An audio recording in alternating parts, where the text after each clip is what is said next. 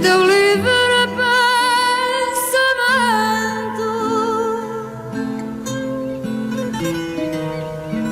foram-te longe encerrar, tão longe que o meu lamento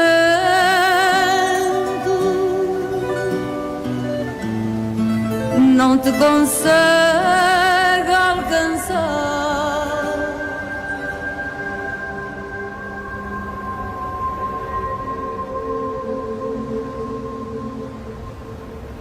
Depois da revolta da Madeira nunca mais vi. Nunca mais o vi. Ao menos ouves o vento,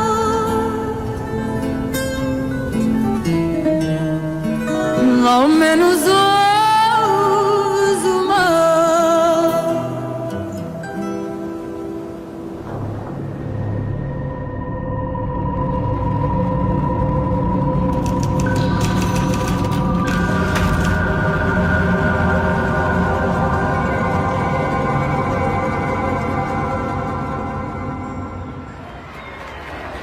Nos primeiros anos da ditadura militar, os moderados ganham ascensão no regime, especialmente depois do falhanço do golpe fascista, conhecido pelo golpe dos fifis. Vicente de Freitas lidera esta facção e ascende ao cargo de presidente do Conselho de Ministros. Procura controlar o regime, colocando um homem de confiança à frente da polícia política. O tenente-coronel Pestana Lopes é duro na repressão aos reviralhistas, mas vigia também as forças que lutam pelo poder dentro da ditadura. O principal alvo de Pestana Lopes é o grupo nacionalista católico liderado pelo ministro das Finanças, Oliveira Salazar. O patrão da secreta quer correr com a padralhada do governo, mas Salazar vence o braço de ferro depois da crise dos sinos em 1929. Vicente de Freitas demite-se do governo. O próprio Pestana Lopes é afastado da Polícia de Informações. Vemo-os lado a lado neste jantar de despedida. As fações do regime conspiram, procurando ocupar o lugar de Pestana Lopes na temida sede da Polícia de Informações, na Rua da Leva da Morte. Por influência do comandante Ferreira do Amaral, é escolhido pela primeira vez um comandante da PSP de Lisboa. Descobrimos-lo discreto nesta foto tirada no pátio do Governo Civil de Lisboa. O capitão José Baleizão do Paço, colega de Lourenço e Catela, futuros diretores da PIDE, será o delegado especial do governo junto da Polícia de Informações. O processo militar mostra que Baleizão do Paço era uma pessoa intratável, com um currículo de conflitos e até uma acusação de estupro nos Açores. Paço não hesita em empregar a força sempre que tem que resolver problemas de ordem policial. Magalhães Godinho foi dos primeiros a ser interrogado pelo novo diretor-geral da Polícia Política. Havia uma sessão que seria uma homenagem a António José de Almeida, que tinha morrido há pouco tempo. E nós tínhamos uns tantos combinado para fazer um desacato ao Carmona, para fazer uma vaiada ao Carmona. Começámos aos vivas à República, à liberdade, morras à ditadura, viva o Exército e a Marinha Republicana, a baixa reação, enfim, estas coisas normais em atos daquela natureza. Desatar-nos à bordoada, nós não tivemos outro remédio senão nessa altura, cada um fugiu para o seu lado, fomos para o Café Itália, que era na rua 1º de dezembro, conseguimos e estávamos ali sentados, convencidos que já estávamos safos. Eis não quando entram uns tantos senhores à paisana para ali dentro e vêm logo a direita a nós. Mas não, reconheceram-nos logo. Mas agora, fomos levados a 2 e 2 para a Polícia de Informações para sermos inquiridos pelo capitão Passos, que era o diretor da Polícia de Informação e que tinha a seu lado o seu amigo de então, o tenente Carrasco. E depois às 2 por 3 vira-se para o Carrasco e diz assim: olha lá, se tu estivesses no meu lugar, o que é que fazias a estes gajos? Mandava-lhes arriar as calças e dava-lhes uma porção de reguladas no cu.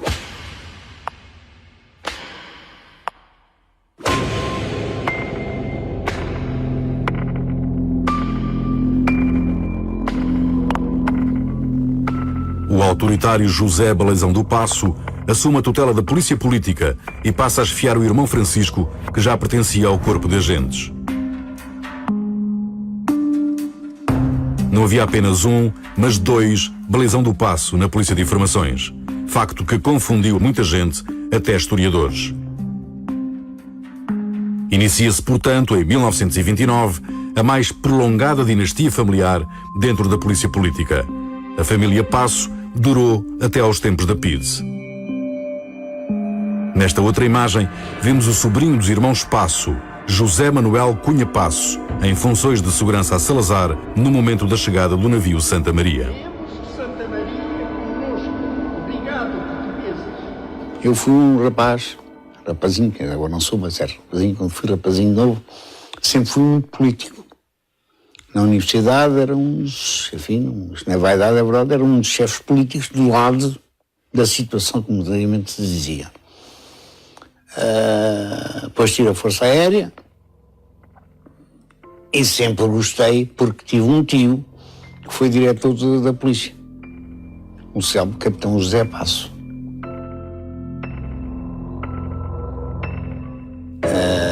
Célebre não é que fosse célebre, mas era uma pessoa que de facto não era muito conhecida e, portanto, não. Soube que eles iam fazer um concurso, perguntaram-me se eu queria ir e eu fui.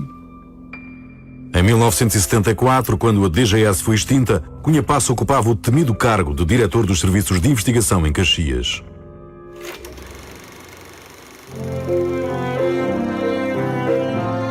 Em 1930, Lisboa é filmada por Leitão de Barros como uma cidade tranquila, entre o pacato e o anedótico, mas só aparentemente calma.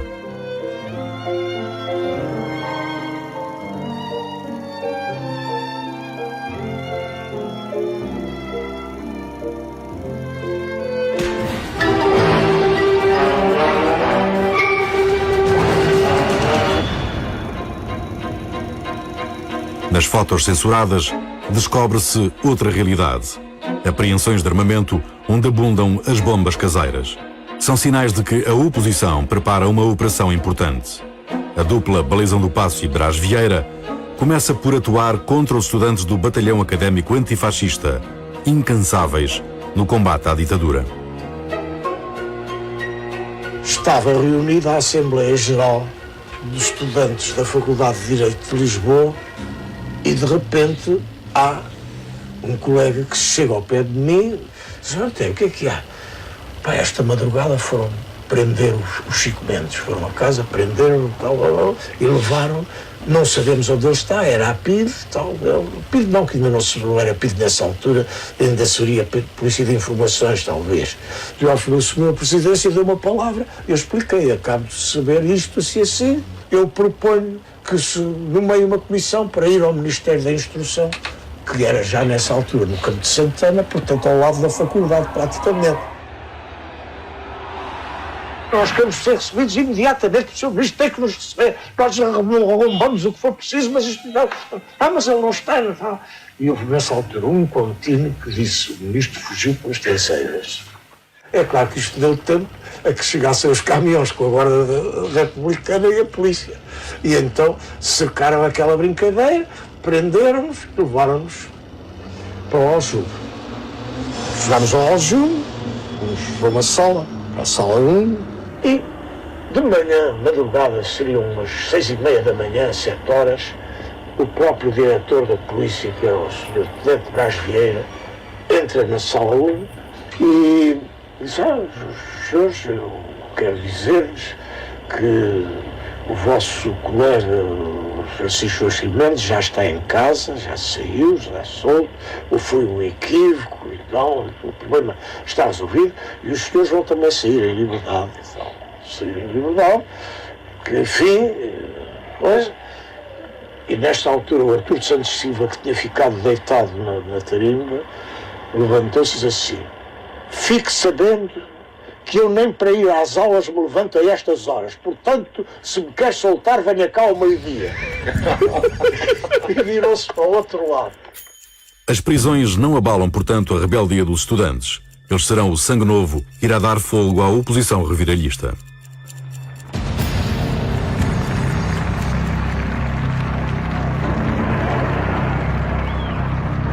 Com a chegada dos anos 30, a luta política endurece também no interior do regime.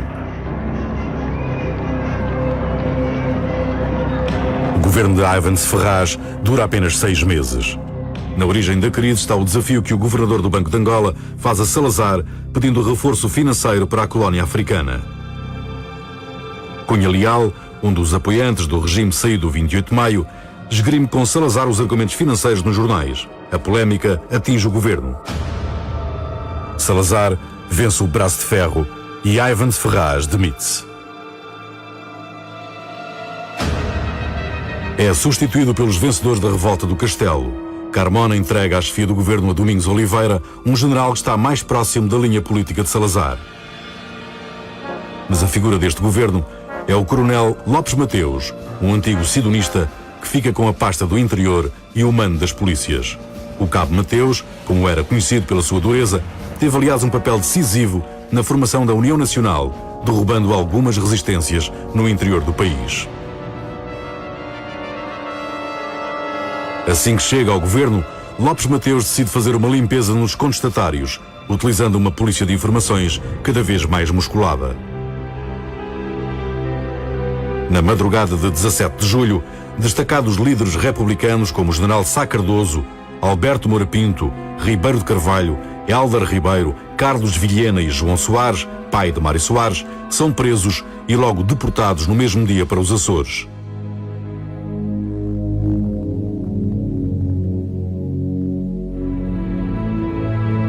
Mas esta vasta operação terá sido uma forma de desviar a atenção da prisão de Cunha Leal.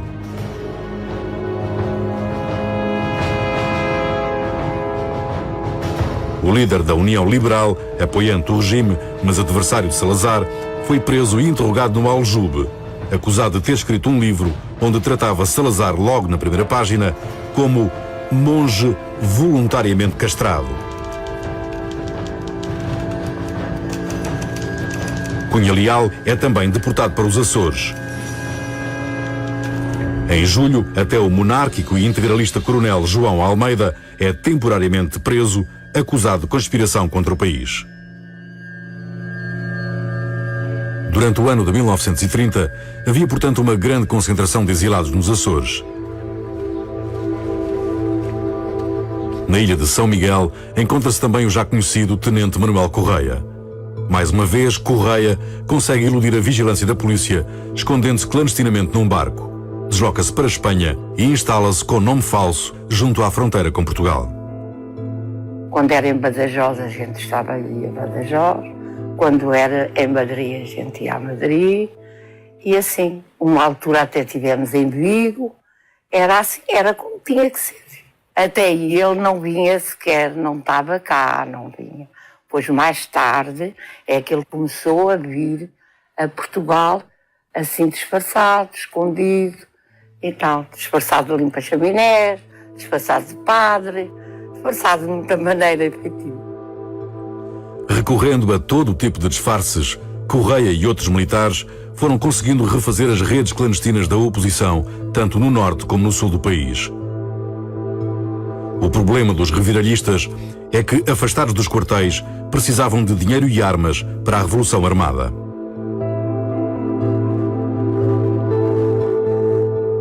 Tenho aqui numas notas que o César de Almeida me entregou, em que me diz a certa altura o seguinte: em 1930, tendo verificado Jaime de Moraes, Nuno Cruz e eu, que voltáramos ao velho ineficiente sistema, pensámos que se arranjássemos no estrangeiro material ultramoderno que introduziríamos em Portugal e com que armaríamos um pequeno grupo de homens, seria possível dar um golpe decisivo.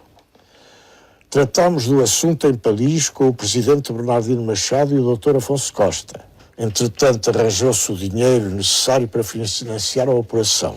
Em março de 30, parti com o Jaime de Moraes para Berlim, onde comprámos o material sofisticado de que necessitávamos. A primeira parte desse material chegou a Lisboa, sendo distribuído por várias residências de correligionários. Em junho de 1930, o Comitê Revolucionário liderado por Jaime Moraes consegue então fazer entrar no Porto de Lisboa 43 caixas de armamento de guerra, com a colaboração do despachante da alfândega, João Barreto Monteiro. A missão secreta do tenente Manuel Correia é receber as armas e espalhá-las pelo país. Mas os conspiradores são traídos mais uma vez. Em dezembro, a Polícia de Informações apreende num armazém de vinhos de Lisboa 400 bombas e 25 pistolas. E a polícia descobriu como, ao descarregarem os contentores, fez aquilo que eu mais tarde tive que fazer, quando estive na polícia. Fazer cair um contentor. Para o contentor bater no chão, abrir-se e a gente ver que tinham culatras de pistola, culatras de espingardas, culatras de metralhadora. Cada caixa de 300 quilos tinha isto lá dentro.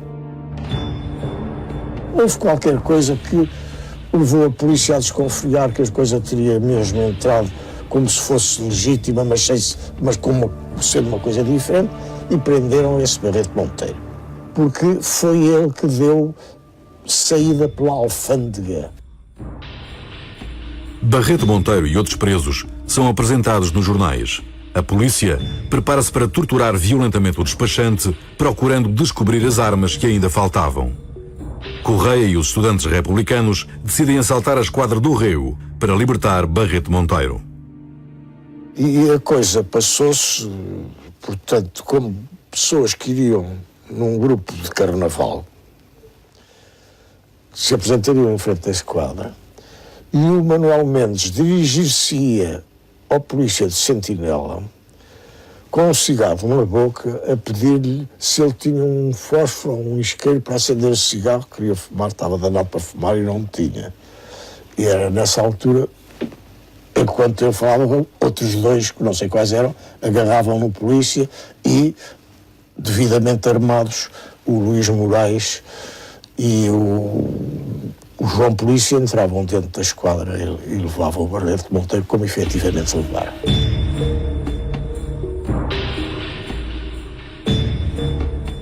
Correia e os estudantes conseguem libertar Barreto Monteiro, ajudando-o a fugir para a Espanha. Mas o tenente Correia teve pouco tempo para comemorar esta pequena vitória. Dias depois, é mais uma vez apanhado, traído por um sargento de infantaria que estava feito com a polícia secreta. Manuel Correia foi atraído para um encontro conspirativo no Jardim Constantino, em Lisboa, mas quem o esperava era Baleizão do Paço.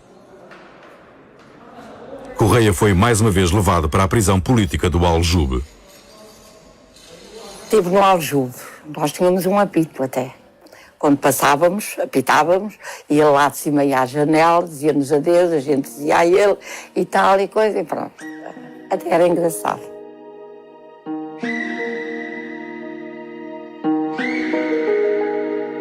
Correia escreve nas memórias que com tantas prisões se tornou até amigo de Brás Vieira, um dos diretores da Polícia de Informações. Apresenta mesmo uma inédita explicação para um mistério histórico. Porque desapareceu de cena Brás Vieira, o tenente que fundou a polícia política da ditadura.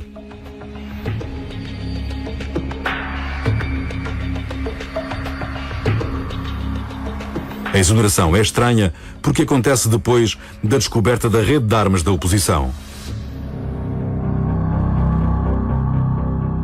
Brás Vieira é inclusivamente condecorado pelo Presidente da República.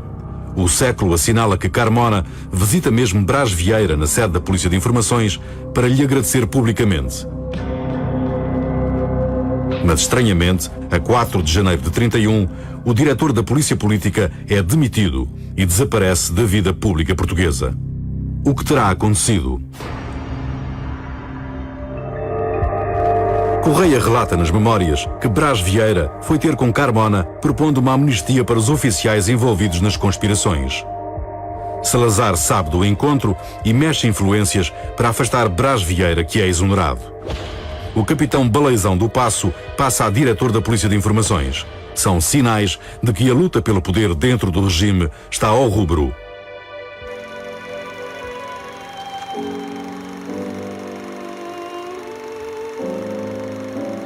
Entramos em 1931, o ano em que se jogou decisivamente o futuro da ditadura militar.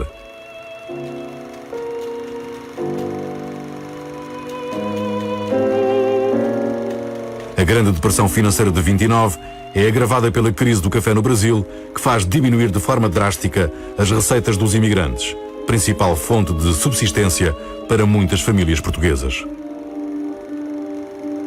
Em 1931, são inúmeras as reportagens sobre a fome e a contestação que alastra no país.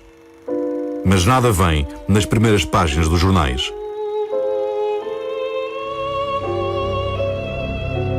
No arquivo da Comissão de Censura da Torre do Tombo, guarda-se a memória de todas as notícias que a ditadura procurou esconder. As manifestações do povo a pedir pão são cortadas, assim como as palavras miséria e fome.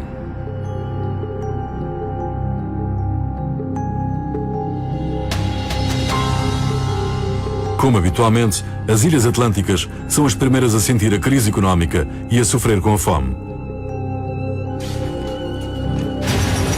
Na Madeira surge a 26 de janeiro um decreto que agrava o monopólio do comércio dos cereais e aumenta o preço do pão. Surgem as primeiras revoltas e greves.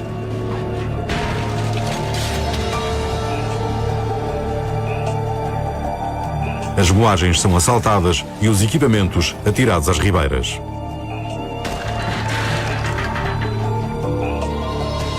O governo envia para a ilha um batalhão com tropas de caçadores 5 e de metralhadoras 1, as mais fiéis da ditadura, comandadas pelo coronel Silva Leal.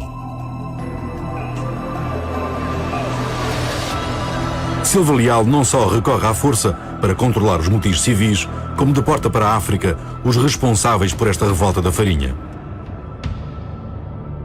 Indignados com a violência empregue, 2 oficiais subalternos de Silva Leal preparam uma insubordinação nas tropas do governo.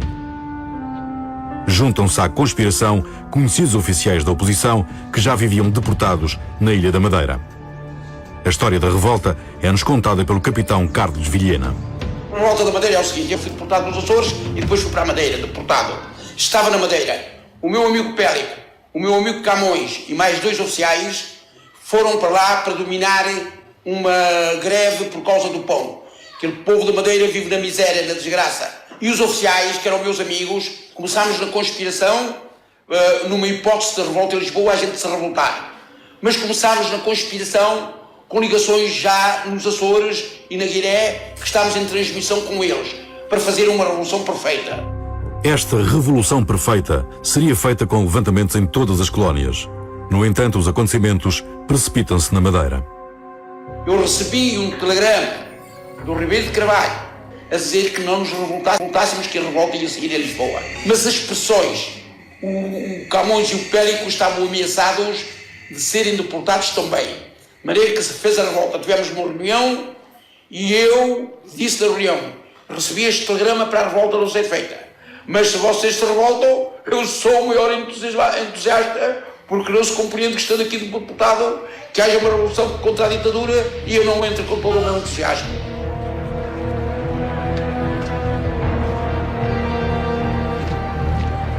Na madrugada de 4 de abril, os revoltosos liderados pelo capitão Arce Ferreira tomam conta da ilha, prendendo as autoridades civis.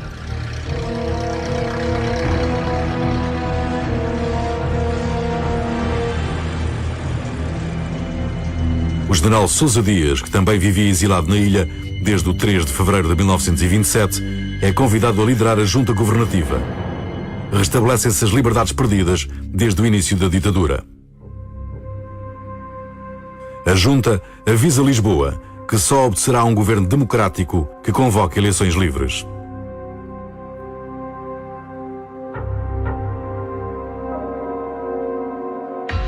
O governo de Domingos Oliveira, apanhado de surpresa, demora a reagir. Até porque uma semana depois, a 12 de abril, sofre um novo abalo.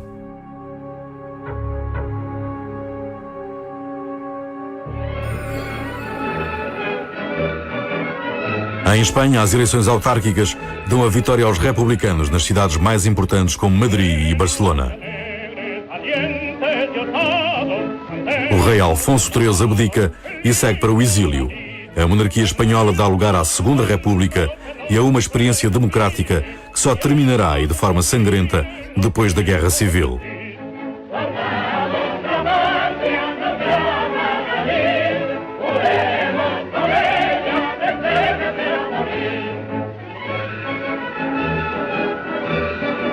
No espaço de uma semana, o regime ditatorial português passa a enfrentar revoltas nas Ilhas Atlânticas e tem do outro lado da fronteira, em Espanha, um regime republicano de esquerda, disposto a apoiar os exilados portugueses.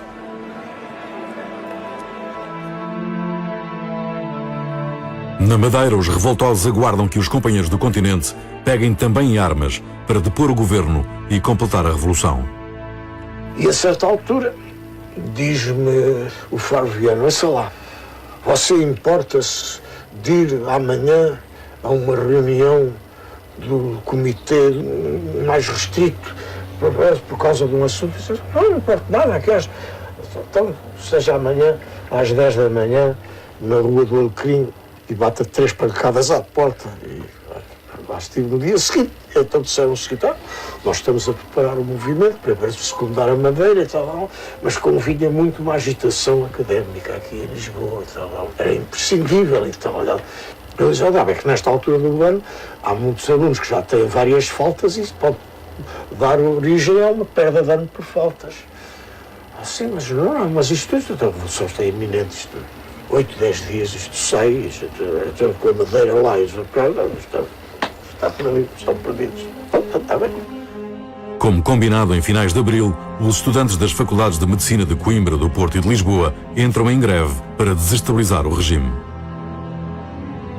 2 dias depois aparece uma bandeira vermelha içada na Faculdade de Medicina. Eu sigo o José Alves da Cruz Ferreira, estudante de Direito, que tinha lá ido, içava a bandeira vermelha. Aquilo foi um sinal e começamos todos por ali a barafustar, aos murras e aos vivas, uma série de tipos. Invadimos as aulas, não há aulas e tal, carteiras pelo ar, algumas atiradas pela janela, o diabo a sete. Foi o fim do mundo, foi o fim do mundo. E é claro, o fim do mundo, veio a polícia, veio a tropa, veio tudo. Agora todos eles levou um tiro. A GNR cerca a Faculdade de Medicina e a Polícia de Informações invade o edifício perseguindo estudantes à bastonada e a tiro. A bandeira vermelha foi rapidamente retirada, mas enlouqueceu a ditadura.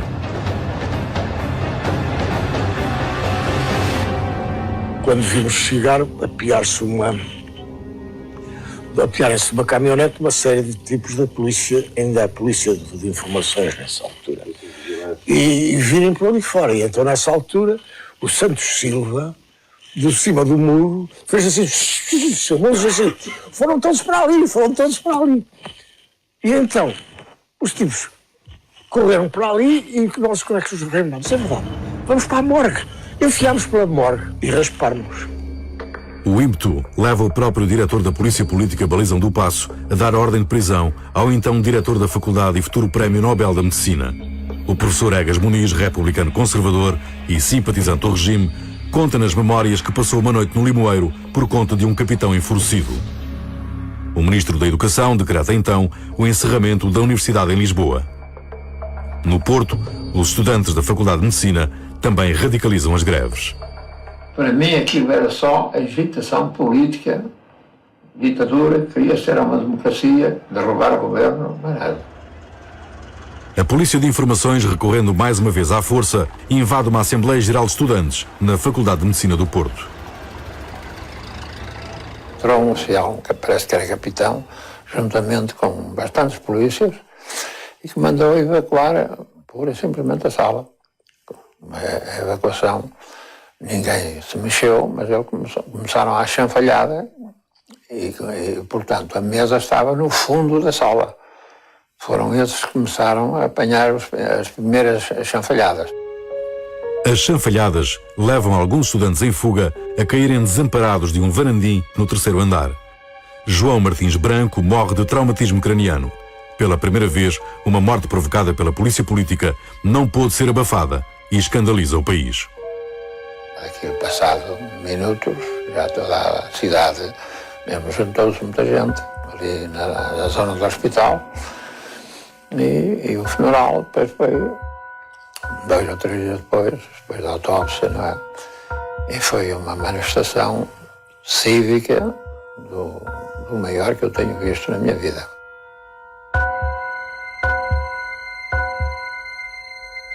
O funeral do estudante no dia 30 de abril é uma das maiores manifestações de sempre contra a ditadura militar. Mas os oficiais reviralhistas não conseguem aproveitar o grande protesto estudantil. Em Lisboa, nas manifestações do 1º de Maio, rebentaram algumas bombas destinadas a provocar o caos.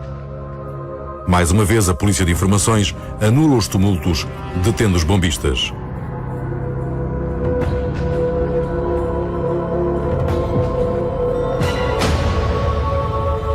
O governo, apesar de reagir tardiamente, consegue armar em Lisboa uma impressionante esquadra naval. Deslocam-se para as ilhas todos os barcos de guerra, alguns navios improvisados e uma força militar de 15 mil homens. O governo conta finalmente com o apoio da Inglaterra, que decide ajudar o regime de Salazar e Carmona. Navios de guerra britânicos, ancorados no Tejo, transportam tropas portuguesas para a Madeira.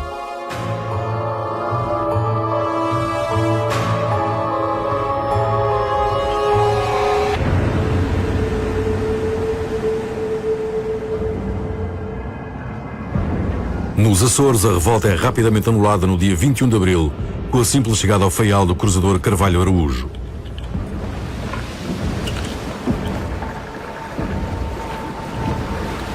Os revoltosos, na maioria deportados políticos, sem apoio das guarnições militares, rendem-se ao ver nos ares os hidroaviões de guerra do improvisado porta-aviões.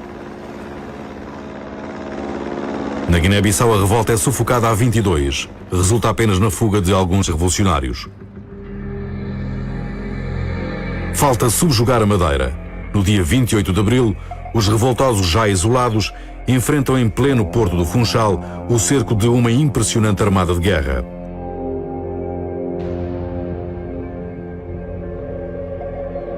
O desequilíbrio de forças é total, mas a junta resiste aos bombardeamentos que provocam as primeiras mortes.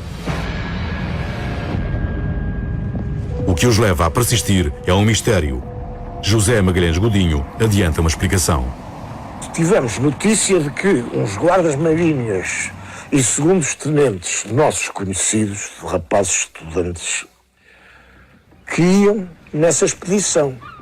E eu fui dizer ao capitão Faro Viana, olha que nós temos um contacto com esta gente, coisa, você não quer falar com eles?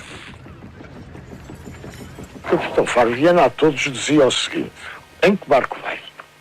Eles diziam: vou do barco tal. Bem, então você vai para bordo e vai ver que depois de sair a barra, quando já estiver já no alto mar, um oficial abeira-se de si e há de dizer, por exemplo, agora não me lembro qual era a frase, mas dizia, por exemplo, está uma noite porreira. E você responde: acho que há poucas estrelas. Por hipótese era isto. E, portanto, falam à vontade, porque você já sabe, eu segue as instruções que eles dão. As instruções visavam amutinar a tripulação da frota de guerra. Mas as forças do governo agem rapidamente. Um contingente liderado pelo tenente Jorge Botelho Muniz consegue desembarcar no porto de Machico. Após uma rápida incursão pela serra, as tropas da ditadura entram vitoriosas no Funchal. A junta militar rende-se a 2 de maio. Desiste de esperar pela amotinação das tropas planeada em Lisboa. Foi derrotada à Madeira, não saiu aqui movimento nenhum, regressou a esquadra e nós falámos com os tipos que tínhamos levado ao capitão Faro. Então, não? Nunca nos apareceu ninguém a dizer coisa nenhuma, que estava uma noite porreira. Nós tivemos que dizer que havia poucas estrelas. O general Sousa Dias é novamente derrotado. Ele e 120 dos revoltosos são deportados para Cabo Verde. O intrépido capitão Carlos Vilhena é um dos poucos que consegue escapar. Fui para a montanha, lá na Madeira, e fugi. Andar toda a gente à minha procura, enfim, eu tinha ali desempenhado um certo papel, e eu fui para o mato. Depois estive escondido na Madeira, mesmo quase no centro, numa casa que não tinha nada, sustentado a banana 5 dias, e ali eu e o meu amigo fizemos o plano para cavar. O irmão do Sardinha compra-nos um barco e às 4 da manhã fizemos ao mar com os pescadores. E lá fomos para Tenerife, 3 dias e 3 noites. Uma madrugada encontro os pescadores e diziam de Tenerife. Dizia, é ali. Bom, acabou a ciência náutica. Direitinho a Tenerife. Depois fui para a Corunha. Estive na Corunha há algum tempo, sempre a conspirar.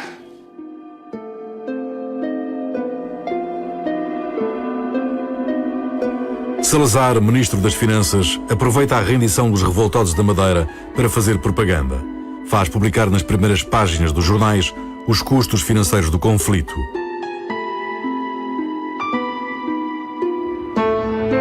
Também a extrema-direita aproveita a vitória para radicalizar o clima político. Os estudantes nacionalistas vêm de Coimbra e preparam uma grande homenagem ao presidente Carmona. Estas manifestações originam confrontos entre estudantes nacionalistas e republicanos de esquerda. Meu senhor, poucas palavras tenho a dizer. As palavras são estas muito simples.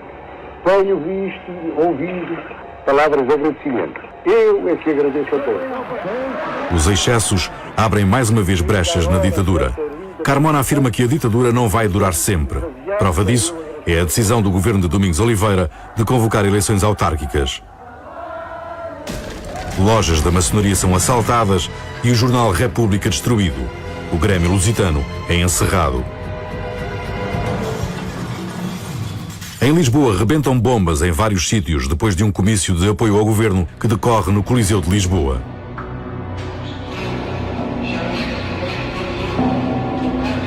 As forças pró-fascistas que apoiam Salazar ainda não dominam o regime e terão exagerado nos assaltos à maçonaria.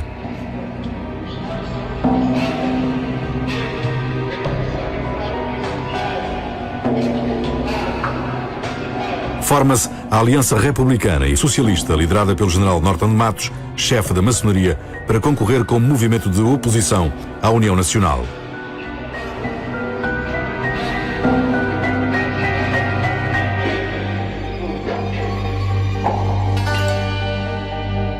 Em 8 de julho, esta imagem mostra a saída de uma reunião histórica entre Carmona e Norton de Matos.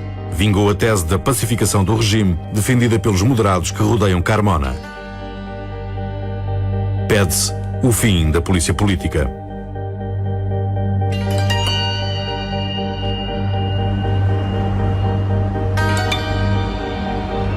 Na Rua da Leva da Morte, na sede da Polícia de Informações, sente-se a ameaça que pesa sobre a polícia. Balizão do Paço desdobra-se em conferências de imprensa, tentando atenuar a fama que a polícia tem de caceteira, violenta e torturadora. Em junho de 1931, o capitão Paço declara na imprensa que abortou um atentado contra o ministro das Finanças, Oliveira Salazar. Os suspeitos são apresentados nos jornais, um deles em estado deplorável. As fotos apenas confirmam as queixas dos que caem nas mãos da implacável Informa.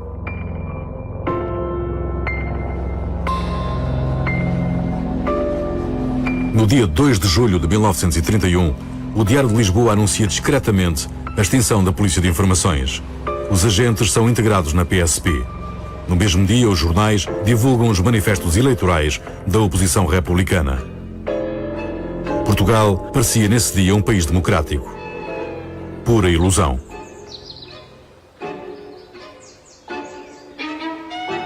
Em 4 anos, a primeira polícia política da ditadura, comandada apenas por militares, superou a ingenuidade inicial e passou a ser um poder temido dentro do próprio regime. Prendem, torturam e deportam milhares de presos de forma impiedosa e sem julgamento.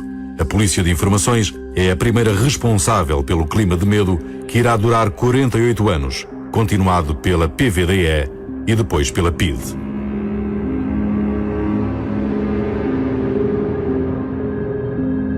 Acaba a polícia política, mas não termina a repressão política em Portugal. Pelo contrário. O tenente Manuel Correia é considerado um preso muito perigoso desde o célebre caso das armas. A ditadura criou o primeiro Tribunal Militar Especial para julgar os conspiradores das armas de guerra, mas a polícia não quer saber do tribunal.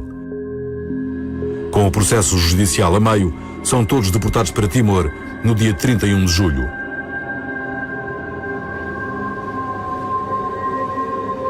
A bordo dos Gilianos, Correia tira uma fotografia para enviar à família. Viajamos com destino a Timor em condições verdadeiramente miseráveis. Instalados, 69 presos no porão da Ré, mal podemos respirar. Somos forçados a lavar a roupa, a loiça e a comer o rancho dos marujos.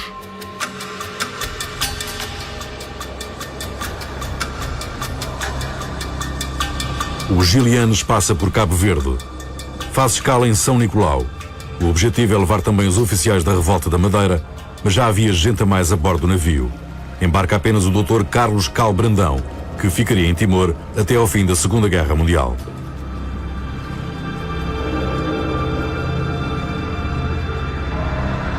À entrada da baía da cidade da Praia, na ilha de Santiago, fica o Farol.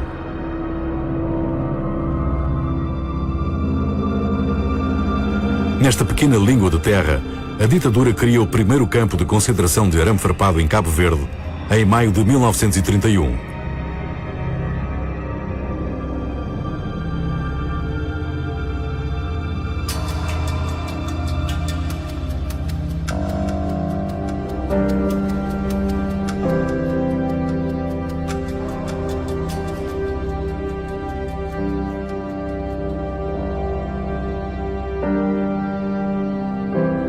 É neste campo de concentração improvisado que o general Sousa Dias é fotografado e identificado ironicamente numa das fotos como o general arame farpado.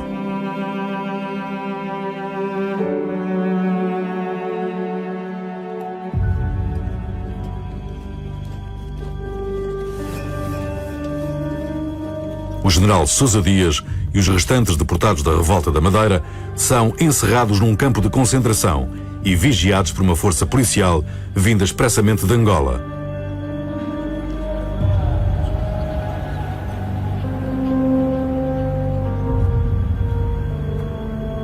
Acaba a distinção entre presos políticos e sociais.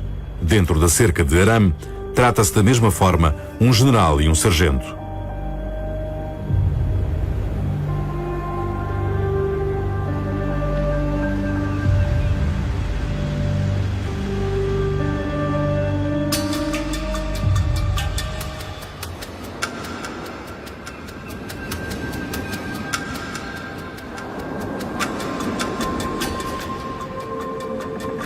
Os deportados estiveram na cerca do Farol durante um mês.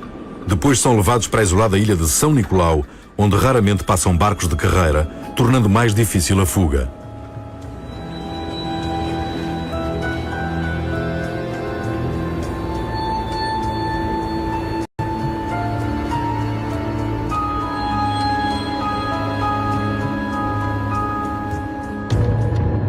Chegados à ilha de São Nicolau, os presos são transportados para a Ribeira Brava. A cidade de Ribeira Brava é considerada a Coimbra de Cabo Verde. No seminário escola, formaram-se os primeiros intelectuais cabo-verdianos, mas a ditadura decide transformar o edifício numa prisão.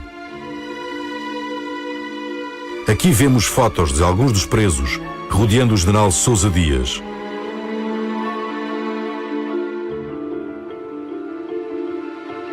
Os seminaristas são expulsos para entrarem os exilados.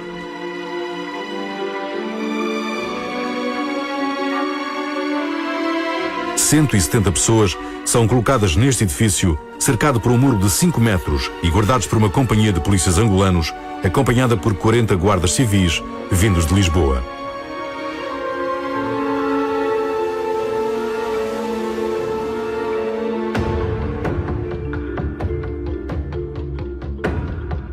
Entre os presos estava também Eliodoro Caldeira, o incansável estudante rebelde que a ditadura decidiu expulsar de Lisboa.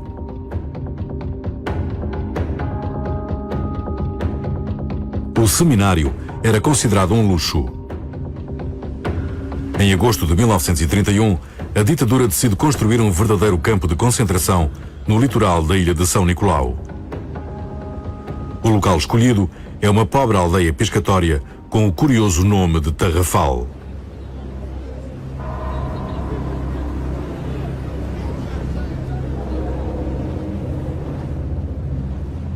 Numa das cartas que consegue fazer sair da ilha prisão, o local é assim descrito pelo general Sousa Dias. O sol, batendo todo o dia neste pedregulhoso e árido terreno, converterá a existência dos desterrados numa torturante vida de esfacelamento físico e moral. Acredita que a imperfeita descrição que faço fica aquém deste projetado inferno. Este é um desenho feito por um dos prisioneiros. É dos poucos vestígios que restam do campo de concentração. Atualmente no local permanece apenas um bloco de betão da antiga cerca de arame farpado.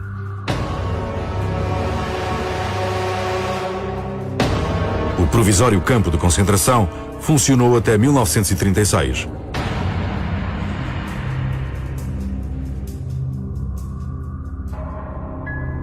Na aldeia do Tarrafal viveram 75 exilados. Não houve, portanto, mas sim 2 campos do Tarrafal, em Cabo Verde, e em ilhas diferentes.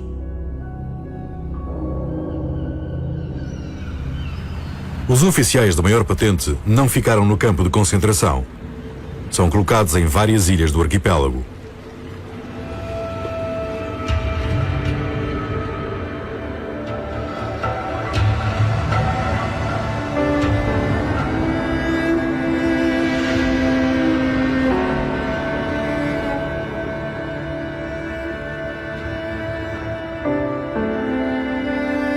O general Sousa Dias é deslocado para a ilha de Santo Antão.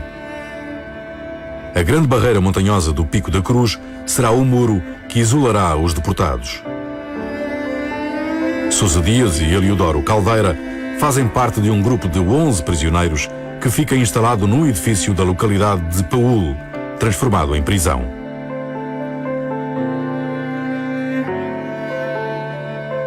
Vivia mal. Porque, sabe porquê? Porque o subsídio era um subsídio para a alimentação. E ele tinha que viver e sustentar a família com aquilo. Por exemplo, houve uma época que era 10.000 reis, eu recordo-me perfeitamente, era 10.000 reis para ele comer. Não era para viver, era para ele comer. E não chegava para a família.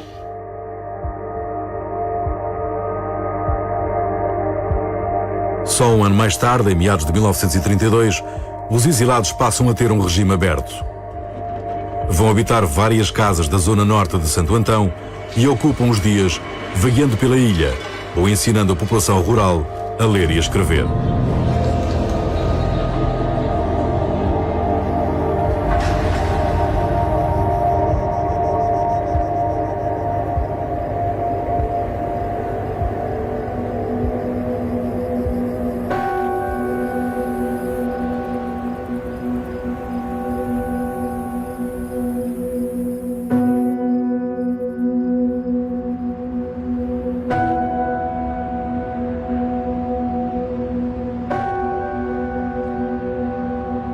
Nos finais de 1932, Sousa Dias é transferido novamente, desta vez para a ilha de São Vicente. Nunca mais ouvi. Nunca mais ouvi. Depois da revolta do Porto ainda ouvi, mas depois da revolta da Madeira nunca mais ouvi.